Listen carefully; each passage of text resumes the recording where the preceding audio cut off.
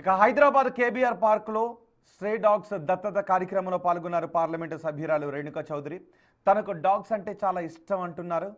ఈరోజు 130 స్ట్రీ డాగ్స్ని దత్తతకు ఇచ్చామంటున్నారు. సుప్రీంకోర్టు డాగ్స్ని చంపమని చెప్పలేదు అన్నారు. అలాగే ఈ డాగ్స్ దత్తత కార్యక్రమంలో కాంగ్రెస్ నాయకులు విజయారెడ్డి కూడా పాల్గొన్నారు. కుక్కలను దత్తత తీసుకోవడం వల్ల వాటికి ఫుడ్ దొరుకుతుందంటున్నారు. మరింత సమాచారం మా ప్రతినిధి సుజాత అందిస్తారు. బీఆర్ పార్క్లో మంత్రులు కలిసి అదేవిధంగా రేణుకా చౌదరి గారు కలిసి ఒక నూతన కార్యక్రమాన్ని చేపట్టారు. స్ట్రే డాగ్స్ని దత్తత తీసుకోవడం, అసలు ఈ స్ట్రే డాగ్స్ని దత్తత తీసుకునేటువంటి కార్యక్రమం ఏంటి, ఈ ఆలోచన ఎందుకు వచ్చింది? చాలా వరకు డాగ్స్ అన్ని పిల్లల్ని కరుస్తున్నాయని, రోడ్ల మీద ఉన్నాయని చాలామంది విమర్శలు చేస్తూ ఉన్నారు. కానీ కొత్తగా దత్తత తీసుకోవడం వల్ల ఇలాంటి ఘటనలకి చెక్ పెట్టే అవకాశం ఉంటుంది. ప్రస్తుతం మనతో పాటు రేణుకా చౌదరి గారు ఉన్నారు. మ్యామ్, స్ట్రే డాగ్స్ని దత్తత తీసుకున్నటువంటి కార్యక్రమ ఆలోచన ఎలా వచ్చింది? మాకు అలవాటే. గతంలో కూడా ఇప్పుడు మా ఇంట్లో కోకో పిక్సీ అని ఇద్దరు ఉన్నారు. Pixie got attached to my daughter in Vipassana programme and she brought her home. దానికి ఒక తెల్ల నామం కూడా ఉంటుంది, cream colour dog. And Coco మా husband brought from there, beautiful girl. And we've always had animals. మా ఇంట్లో ఎప్పుడూ జనాభా ఉంటానే ఉంటారు. సో మాకు అటాచ్మెంట్ చాలా. అండ్ అవి మనుషుల్లాగే. If you tune in to the కుక్క, you don't need any security services. మీరు పోలీసుని పిలిచేటప్పుడు 10 నిమిషాలన్నా పడుతుంది. ఇంట్లో కుక్క ఉంటే it saves your life. And they have such emotional attachment. And now medicine has recognised, if you actually pet a dog, your blood pressure comes down. Autistic children respond very well to dogs. Seniors who are ailing and in palliative care, dogs are being taken to go and be with them. Countries like Nepal and all celebrate a Dog's Day where they worship the dog. And in our history and our stories, tomorrow is Mahashivratri. Kal Bhairav had a dog. And I think that's very important and significant. Yama had 2 dogs. So our history is repelled with dog stories. And I think citizens should wake up. Supreme Court never said kill the dog. Look after the dog, you look after nature. Ma'am, ఎన్ని డాగ్స్ని దత్తతకి ఇచ్చారు? ఎంతమంది వచ్చారు? ఎలాంటి dogs? 130 dogs have been given for adoption from here. And I must commend the municipal corporation and the concerned zonal officers and everyone who have taken this initiative. And the wonderful citizens who've come forward. You give a dog 1 meal, that's enough. Even if you don't feed it for 3 days, it will be with you. And it's an amazing, once you understand and tune into your dog, you have a partner for life. దత్తత తీసుకునే వాళ్ళు వచ్చినటువంటి వాళ్ళు ఏం చెప్తున్నారు ma'am ఈ program conduct?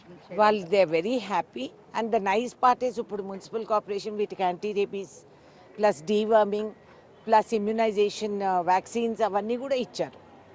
So you're taking home a protected safe dog. And ప్రజలు స్పందించి ముందుకొచ్చి చిన్న పిల్లోడు కూడా వచ్చాడు to take a puppy home. I think they are all people with large hearts and they are going to have the happiness which there is no GST on. They will be able to enjoy and be happy. ఎక్కడి నుంచి తీసుకొచ్చారు ma'am ఈ dogs అన్నిటిని?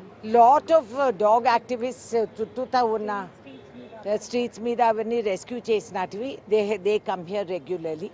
And lot of people who want to give a dog in adoption come here and give it to the GHMC. So I think it's a wonderful initiative.